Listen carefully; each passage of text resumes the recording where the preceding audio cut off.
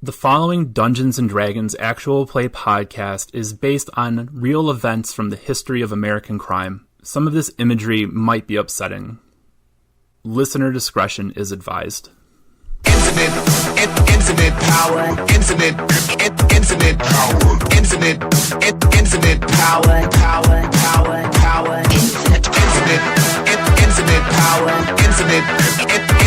power.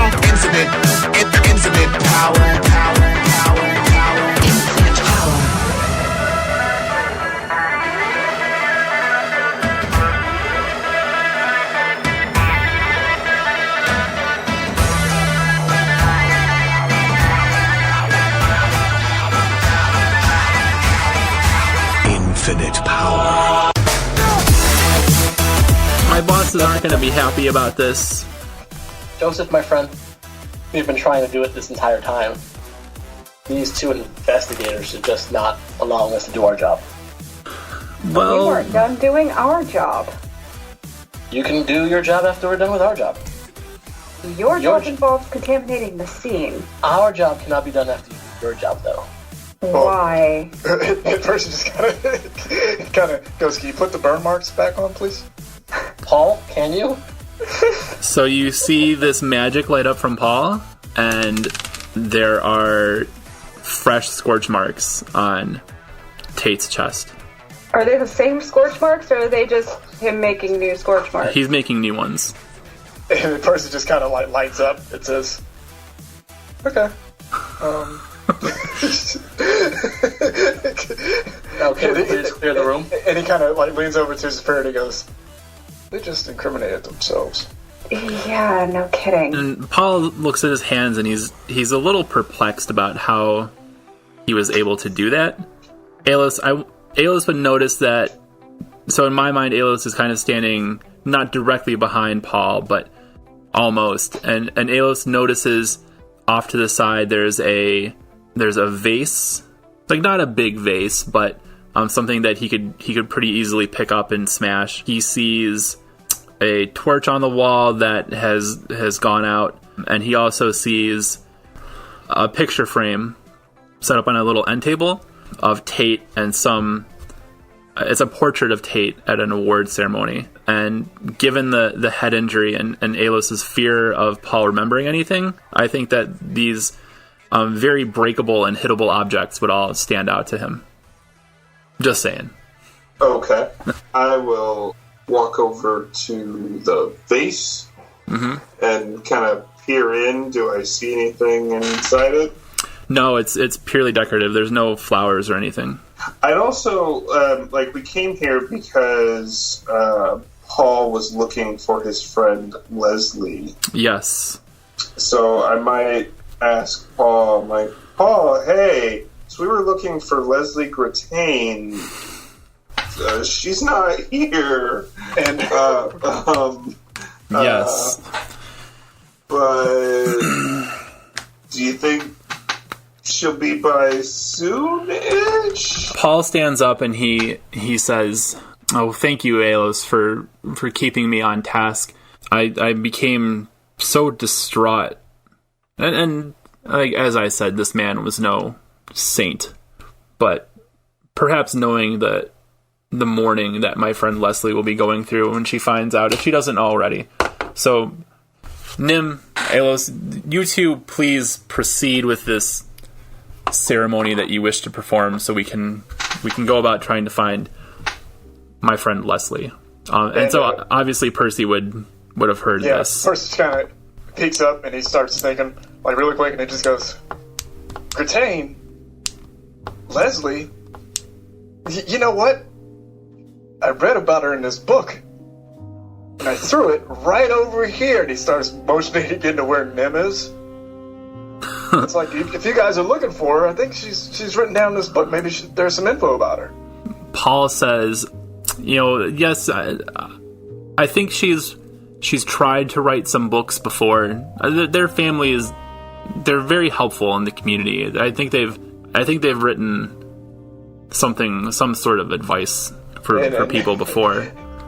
I don't need to find her in a book, friend. I need to find her in a space. And Percy goes, yes. And the book that she's mentioned in, she wrote her details as to where she is in it. Why would she do that? And Percy just kind of shrugs and goes, I don't know. I'm not the dead guy. This is all very confusing, he says.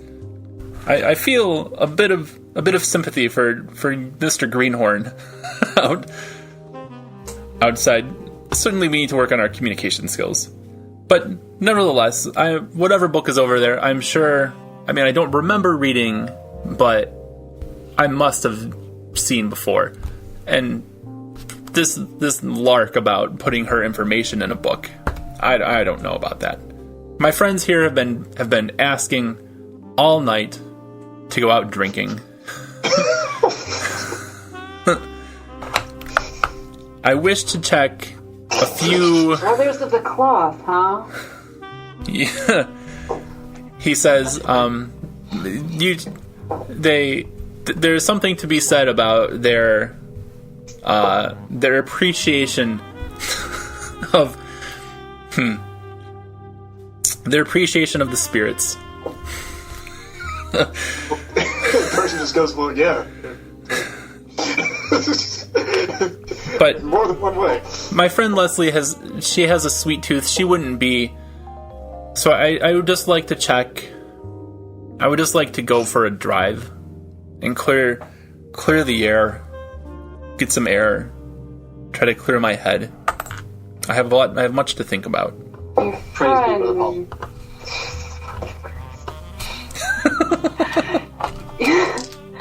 Your friend, you said she likes sweet things. Where do you think she would be? You said she's a friend of Mr. Tate's? She's a friend of mine. She was a friend of Mr. Tate's. Mr. Tate and I, and he kind of looks down at the body. I don't wish him. I don't mean to speak ill of the deceased, but he was no favorite of mine. Leslie seemed to really appreciate him quite a bit. Do you think she would know anything about his death? It's possible. I'm not sure. My memory is quite hazy still.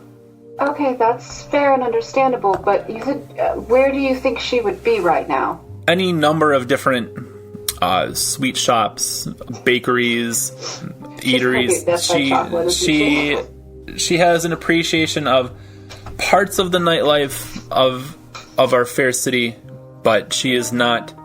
And he kind of casts a sideways look at Alos. She's not necessarily appreciative of all of the nightlife of the city. But do you think that she would be somebody worth us questioning about this? Oh, because you are claiming to be investigators, of course. He says, Sure. I'm not sure. I'm seeking her out really to fill in some gaps in my own knowledge. Well, if she might be of use to us figuring out what happened to Mr. Tate, then perhaps it would be beneficial for us to work together to find her. So you can get your answers and we can get ours. Paul says, well, it would certainly be quicker to travel together. And any sort of official vehicles that you might have, Alos paid for our cab ride here. I don't have any money on me. So if nothing else, if you wish to escort us on, and he kind of turns back to Nim and Alos, and he's kind of thinking about, like, should he even stick around with these two guys? If you would like to help me find my friend Leslie, then by all means. I would love a police escort. Perception check. Okay. See how Nim's doing. Okay. Yeah, and make another wisdom save. I got a 14. 15. Oh. Jeez. That tingling is up to about halfway up his leg, not quite to his knee yet, but it's starting to get pretty intense. I think Percy would see some very visible discomfort on Nim's face. You mentioned small objects like a photo and a vase. What was the other thing? There was a torch on the wall that was not currently lit. Okay. May I try and steal without others noticing the vase and the picture, just like stash it in a backpack or something? Yeah, if you make a sleight of hand check. Alright. That's a 19 plus 7, so... Yeah, everybody's 26. really focused on this sort of showdown between Nim and Percy and some of the odd stuff that Paul is saying, so you're able to take whatever you want. Because that's going on whatever Backfire eBay is later. Mommy. Backfire eBay. It's just regular eBay. Yeah, let's be real. It's eBay. No, it's the Facebook Marketplace. I think that's sufficiently more evil. Yeah. So Well, if you were to lead our brother Paul, Joseph here will stay with us while we perform these final rites so that we can get going. So, and We can't have too many non-believers in the room. and Percy just kind of doesn't say anything, and he just goes over to Joey, and he kind of mutters, and he goes, "That guy burned the body again. You might want to check it out." And then he just kind of ambles off a little bit. Zafira will go ahead and kind of just give them all looks like, I don't trust a word that comes out of your mouths, but she'll kind of walk out of the door, but not go too far so she can still hear what's going on in case something happens. Mm-hmm. But Charity feels like this is all taking way too long and no one's getting anywhere with anything, so she's just couldn't let it happen. Big mood. Okay. So Joey hears this information that Paul just burned the body again, and he kind of uncharacteristically for somebody of his station grabs Percy by the arm, and he looks at him and he says, he burned the body again, and you're letting him go? He goes, "Yeah, I can't detect it. I can't make the mapping of it here with them here. The mapping of it?" The mapping of the original scorch marks." He says, Yeah. Solar is going to have my badge. Zafira is going, I'm assuming this is happening as Zafira is passing by. She's going to look at, she's going to kind of look at Joey. She's going to be like, look, we're not just letting him leave. We're going to go with him, so we'll be with him. Okay, so this palpable sense of relief kind of washes over his face. So he gets out of the way, and he allows Paul to leave. Paul just is leaving like this is completely ordinary. Like this is just a thing that happens in everyday life. And then Percy and Zafira follow him out. So now Nim and Alos and Joey Greenhorn are in the room by themselves. Joseph, if you can close your eyes and put out your head as we say a prayer for our fallen Mr. Tate. He does so. He's a little uncomfortable about this. While he's not looking. Nim's gonna grab the book. Okay, what are you gonna do with the book? Just pick it up? Yes. Okay, so first I need you to make a dex check because your leg is numb. I got you. Alright, Dex. 18. Alright, you are able to find like a wall to lean against and kind of like kick your leg a little bit to try to get the blood going again. So you're holding the book. Are you just holding it?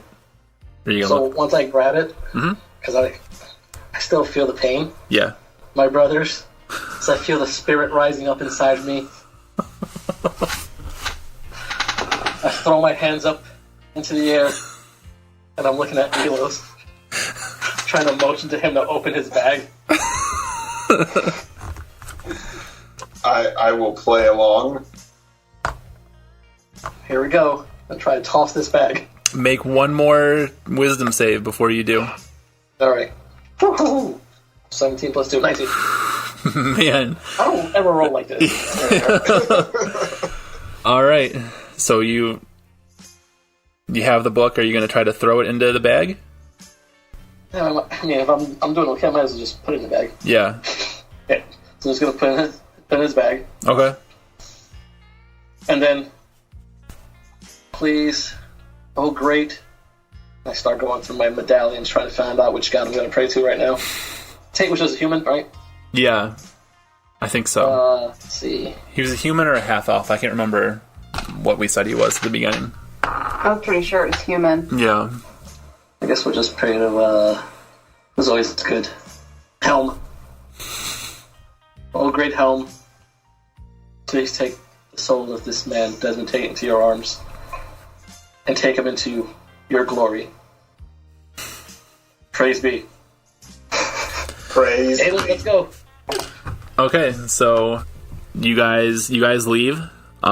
Joey is quick to shut and lock the door behind you, and resume his post in front of the Tate residence. So you are now all out on the street, and when you get outside, you see Paul questioning Percy and Zafira about the location of their official police vehicle. And so Paul seems to be really upset. He's annoyed because there's no cabs around right now, and he was expecting a ride to find Leslie, and there's no ride here. And so part of him is mad at being inconvenienced, and part of him is mad because he feels that maybe some unsavory characters have stolen the cart or the carriage. So what would Percy and Zafira say? Percy goes, yeah, there were some carriage thieves earlier that I had to drive away. I don't know if they were still around. He says, you drove them away, but you didn't drive them away in the carriage. Do you mean this more figuratively? What did you do to make them leave? Maybe they came back. Yeah, I'm sure the words probably wore off by then. And so he, without any kind of sense of direction, with an inflated sense of purpose, just starts marching down the street. He is in search of either a carriage or carriage thieves, or should things be very, should the fates be on his side, maybe Leslie will appear before him.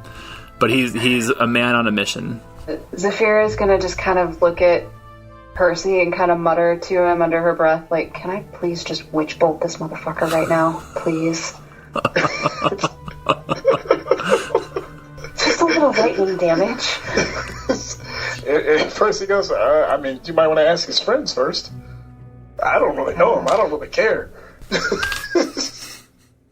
It's rhetorical. Are we out yet? Yeah. Nim and Alos? Yeah, yep. Will Nim have heard that? Sure, why not? Let's play some D&D. Nim would be go ahead. See what happens. It was rhetorical. I'm not actually gonna do it. Hey, maybe you should pray to your this god to stuff, learn some sarcasm. And Percy kind of looks back and forth. It's like, wait, wait. I think, besides the guy who sits on dead bodies, I think we might all be looking for the same thing. So, let's let him walk off to wherever he thinks he'll find a carriage and pool our resources in order to figure out what we're all here for. So you want us brothers of the cloth to work with the police? Didn't I already call you on that bullshit, not even 20 minutes ago? Clearly. Nim's a drunkard.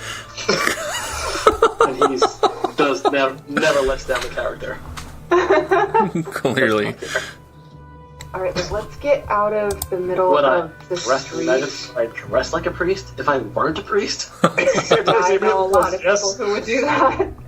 But Zafira's gonna look at everyone and be like, let's just get out of the street, away from the building with the cop in it,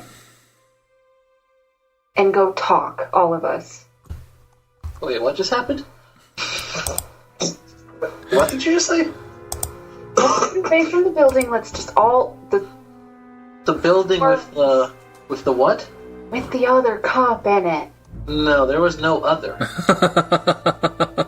Look, can we just go talk? I think we've already established that everybody here is doing something they're not supposed to. Let's just go. Praise be. The person goes, no, my paper's legit now. Fierce is gonna shoot you a look like... and not say anything, but she's just gonna shoot you a look that just screams, I was there when you forged it. I'm assuming it's kind of late at night by now. Yeah. Fear is tired. She's frustrated. She's annoyed. She doesn't care. Come on, can we just, go somewhere so we can talk? And person just says, sure, and then let's not go where the other guy's going. Well, hopefully he's not going to go where I'm going to go. And Zafira is going to start leading them to her bakery. Okay. Alright, person follows. Alos will follow. Nim's just standing there. He's looking at them. He's looking at Paul. Like, he has more of an idea of what Paul is. Yeah. And he's like, I can't let him walk off by himself. This is untapped resources here. The greatest grift. Walking away. Zafira's going to look back at Nim and just be like, look, we're going to go to a bakery. Tell him we're going to a bakery and he might find his friend there. A bakery? It's a place we can talk. I know it's safe. Don't judge me. Let's just Is it go. a good bakery? Is it a good bakery? I like to think so. Because I've been working on this concept underneath. It's called Death by Cupcake. Where did you get that idea? Maybe we should go. Excuse me? Where'd you get that idea? I have some investors. They gave me the idea. Do I believe him? Insight check. 14. Deception from Nim. Watch this be my first bad roll. No, 17. What? 13 plus 4. I have high deception. Yeah, as far as Zafir knows, this is all good. Remind me to have a talk with your investors. Let's go. Go get him, let's go. How far is he? He's made it a couple of blocks by now. God dang it. I mean, you guys are out there bickering, and he is a man on a mission. Master Nim, do you need assistance? Oh my god. Yes, Brother Alos. We need to get Paul back over here. Okay. So, I guess we run after Paul. Well, he's a few blocks away. I was just gonna go, face step to him, but he's a little too far from me. Or he could just scream, yo, Paul! Yo, Paul. I don't I think he has too much tunnel vision to actually answer. Hey, so while they're going for Paul, Percy just kind of heads over to Zafir and says, so there was a book in there. Just out of character, that title of the book was Slow Thinking, Fast Learning, right? Yep. Okay. Fast acting, yeah. Fast acting, yeah. My notes right there. Yay, notes. So he goes, there's a book in there. Slow Thinking, Fast Acting. And I threw it when they came in because there was something wrong. I think they wanted that book. I don't know if they're in on this or if they just take stuff. I don't know. It's been a weird night, but keep that in mind just in case we have an opening to talk about it. Oh, it's in mind. I don't know about those two, but there's definitely something with that Paul guy. You saw Yeah. those burns? Yeah, and who sits on dead bodies like that? Who takes marks away because they don't want to see this person like that, but then turns around and says that they never cared for them anyway? And he got hit in the head. And then he put those burns back. Just keep your guard up. I don't trust this. So while Percy and Zafira have this conference, and and Alos and Nim, is Alos with Nim, or is it just Nim going by himself? Like, who's going to get Paul? It's on Paul's sitting duty. I think both of us were going after Paul. Okay. Paul has stopped a few blocks down, and he is having a sort of Be right like, back. I know you are, but what am I? Kind of arguments with 3 kids. The one in the ringleader is this big kid. He's a husky boy, who's making fun of Paul for being old. I think whatever the backfire equivalent of like updog. he's trying to bust him on that. And he's got these 2 little minions with him who are like kind of like cheering him on, and Paul he's trying to get directions, but he's also accusing them of stealing a cart. And he really wants to know, like, if these boys have seen anybody who's up to no good tonight. And they're like, well, we've seen you. And he says, but I'm not up to any good. I'm not. And then he gets like flustered, like I am right now. And then they kind of make fun of him some more. And have you seen anybody that has stolen a cart tonight? And then they say, have you seen anybody that's stolen a cart tonight? And he says, no, that's what I just said to you. And then the boy says, no, that's what I just said to you. And so that's the scene that Alos and Nim arrive on. So Nim's like jogging. Doesn't really run. No, he wouldn't. No, he wouldn't. That would go over well. It wouldn't go over well. No. So he's catching up and he sees the 3 guys. And he's like, because he's not within earshot anymore of Percy. He's out of character now. Like, hey, what the hell are you guys doing? The kid's like, shut up. Nim goes back, no, you shut up. The kid's just like, ugh. Nim grabs a dart of his bag, throws it at one of the kids. All right, make an attack roll. I'll give you a surprise attack. What's that, a surprise attack? Yeah, I mean a surprise round. So you get the attack. But I mean, you still have to make the attack roll. Okay. Yeah. Listen, this has to make up for all those bad months on Beyond. Yeah, right. D4. Where are you? Oh, here.